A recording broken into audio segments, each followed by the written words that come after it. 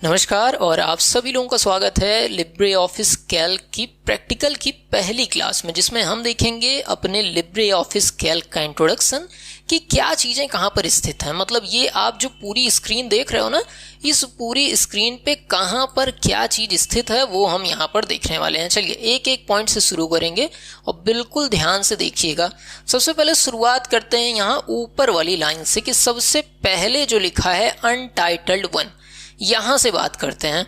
तो untitled one जो लिखा है ये आपका सबसे पहली चीज है और इस चीज को कहते हैं टाइटल बार। क्या नाम है? टाइटल बार इस चीज को हम कहते हैं। समझ में आया ये चीज? ठीक है। इसके बाद यहाँ पर पूछा जाता है सवाल कि सर ये जो लिब्रे ऑफिस कैल्क होता है इसका बाय डिफ़ॉल्ट नेम क्या होता है। मतलब जब आप फाइल का कोई भी नाम नहीं रखे होते हो तो फाइल का क्या नाम होता है। तो यहाँ पर आप देख सकते हो फाइल का कोई नाम नहीं सेव है तो इसका नाम अनटाइटल्ड वन लिखा हुआ है। क्या नाम है यहाँ पर? अनटाइटल्ड वन नाम है। तो कोई भी आपसे पूछे लिब्रे ऑफिस कैल्क के फाइल का बाय डिफ़ॉल्ट नेम तो आपको बताना है अनटाइटल्ड वन। फिर दूसरी लाइन की बात करें तो यहाँ पर देखिए आपकी दूसरी लाइन आ जाती है और इस लाइन को आप कहते हैं मेन्यू बार। ठीक है, इसमें आपके सारे मेन्यूज होते हैं। सवाल पूछा जाता है टोटल कितने मेन्यूज होते हैं लिब्रे ऑफिस कैल्क में, तो इसको आप काउंट कर सकते हैं 1 2 3 4 5 6 7 8 9 10 11।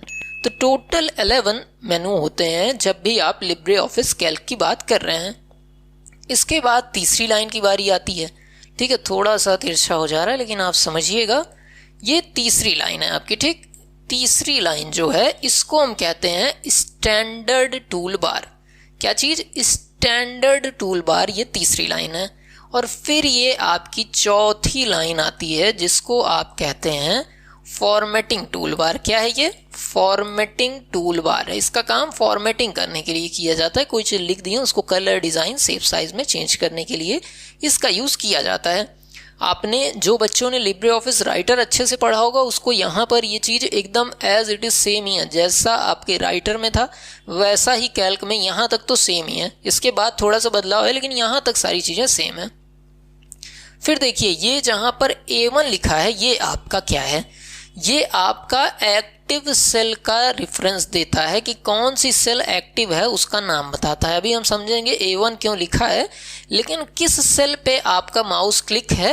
देख रहे हैं जैसे अब C4 हो गया, अब देखिए E10 हो गया, अब देखिए B4 हो गया। तो ये सेल का नाम बताता है। कैसे नाम बता रहा है वो बाद की कहानी है, अभी देखेंगे इसी लेक्चर में। लेकिन अभी ये समझ लीजिए जिस सेल पे क्लिक किए हो उसका पता यहाँ पर पता चलता है। इसके बाद ये आपका देखिए फॉर्मूला बार है। ठीक है, ये जो आप देख रहे हैं ना ये आपका फॉर्मूला बार है।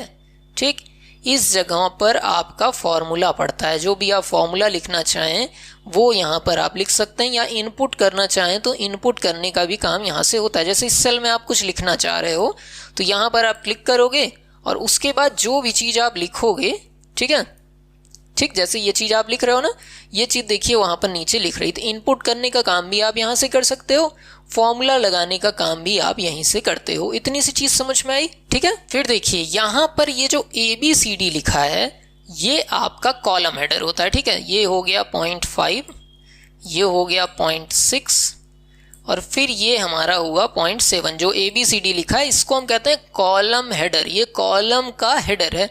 और जैसे ये 1 2 3 4 आप जो देख रहे हैं, ठीक है, ये 1 2 3 4 जो आप देख रहे हैं ये आपका रोज हेडर है। ये क्या है?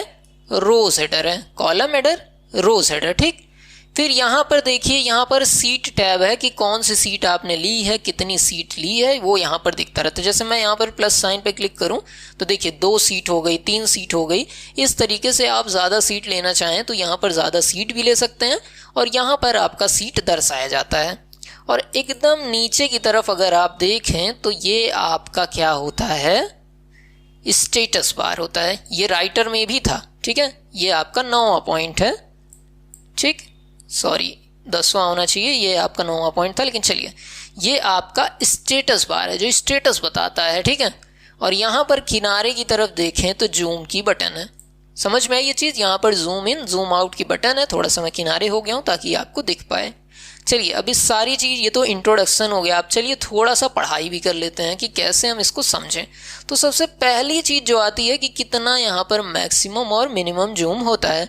तो यहाँ पर देखिए मैक्सिमम हम ले जाना चाहें तो 400% तक मैक्सिमम जूम यहाँ पर आप कर सकते हो, और अगर मिनिमम की बात कोई कर रहा है तो मिनिमम ले जाइए और देखिए यहाँ पर 20% तक जूम हो सकता है। ये सवाल समझ में आया? ठीक है, 20% मिनिमम जूम और मैक्सिमम जूम आपका जो हो सकता है वो कितना है, 400%। इस चीज़ को याद रखिएगा। चलिए अब इसके बाद समझते हैं कि हम किसी सेल का नाम कैसे पता करते हैं। चलिए अब यहाँ पर देखिए थोड़ा सा मैं जूम करता हूँ और आपको समझाता हूँ। जैसे देखिए यहाँ पर आपने क्लिक किया, अब इसका यहाँ पर नाम तो आपको सीधे दिख जा रहा है B4, लेकिन ये होता कैसे? सबसे पहले हम कॉलम देखते हैं। यहाँ पर क्लिक किया है तो इसमें कॉलम कौन सा है, B, और फिर रो देखते हैं, रो कौन सा है, 4, तो इसका नाम क्या पड़ गया, B4 पड़ गया। इसी तरीके से आगे देखते हैं, कोई क्लिक करके यहाँ पर हमने क्लिक किया तो अब इसका कॉलम क्या है, C, और रो कौन सा है, 5, तो इसका नाम क्या हो गया, C5। इस तरीके से हम कॉलम का नाम रखते हैं। अब पूछा जाता है कितनी रोज और कितनी कॉलम होती हैं, तो यहाँ पर आप क्या कर सकते हैं, सबसे पहले इस पर क्लिक करते हैं। उसके बाद नीचे की तरफ अगर आपको जाना हो तो आप देखिए या तो एरो की सहायता से नीचे एक एक करके जा सकते हैं, या कंट्रोल प्लस एरो बटन दबाएंगे तो एक साथ पूरा नीचे चले जाएंगे। तो यहाँ पर आप देख सकते हैं यहाँ पर टोटल कितनी रोज होती हैं। यहाँ पर आप देख रहे हैं 10,48,576 रोज हैं।